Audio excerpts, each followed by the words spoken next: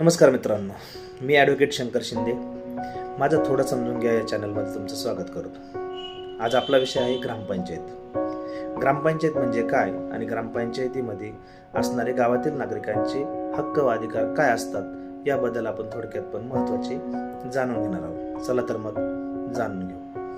आपल्या गावचा विकास ग्रामपंचायतीच्या माध्यमातून केला जातो आणि महाराष्ट्रात ग्रामपंचायतीचे काम महाराष्ट्र विलेज पंचायत ऍक्ट 1958 या कायद्याप्रमाणे चालते. यामध्ये गावातील रस्ते, पाणीपुरवठा, स्वच्छता, सार्वजनिक दिवे आणि विकास कामांची जबाबदारी ग्रामपंचायतीवर असते.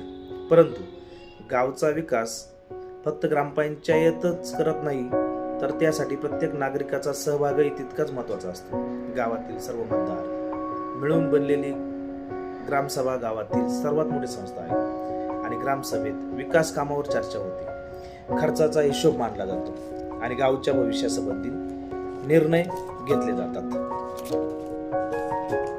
परंतु जर ग्रामपंचायतीचे काम योग्य पद्धतीने होत नसेल तर काही शंका असल्यास तर नागरिकांना माहिती मागण्याचा पूर्णपणे अधिकार असतो. तो आपल्याला कुठल्या कायद्याने मिळतो?